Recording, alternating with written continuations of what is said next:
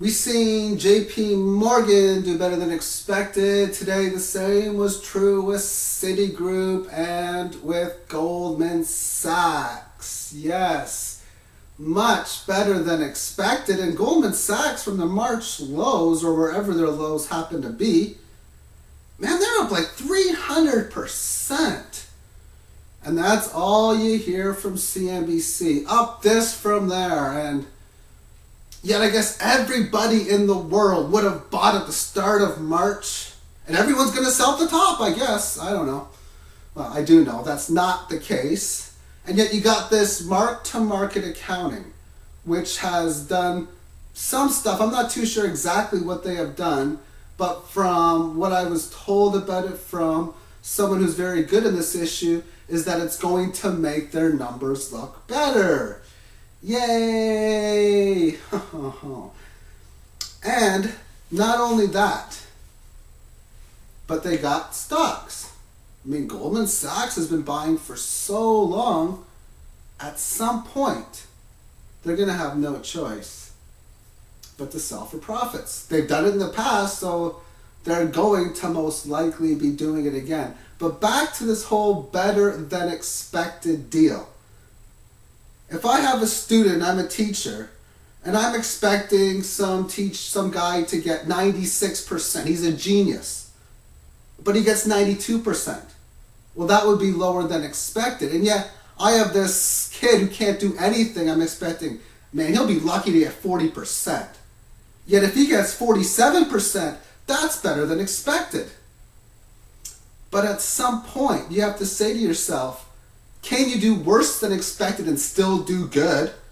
And can you do better than expected and still do poor? For example, the Texas Longhorns, a college football team, has only covered the spread once all season long. But they've won every single game, they're perfect, and one of the contenders to win the national title. But they've only did better than expected once. So what does that tell you about being better than expected? And of course, the people who try to say what sports teams are expected to do a heck of a lot better than what the economists say.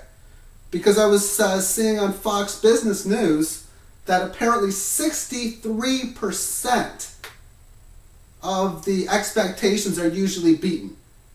If home teams in sports were winning 63% of the time, you gotta think that those who are making the spreads are going to be fired.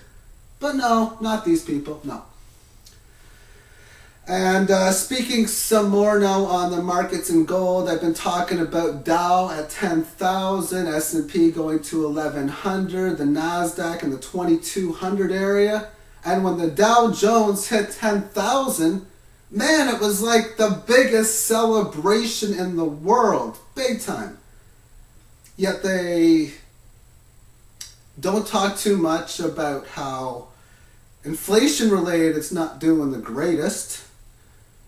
And whenever somebody talks about how other markets like the Chinese, Canadian, and all these other markets are doing better, they don't say too much about that. But what really, really gets to me is the Dow for the third time gets past that big 10,000 number, the first being at the end of the decade, the next one after the 2002 bottom when they got above it, this being the third time.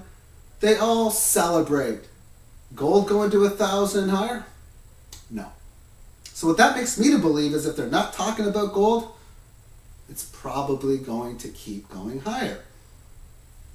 They're talking a bit more about the dollar, but they got no choice because everyone is seeing the fall on the dollar. Everyone. So, peace and light.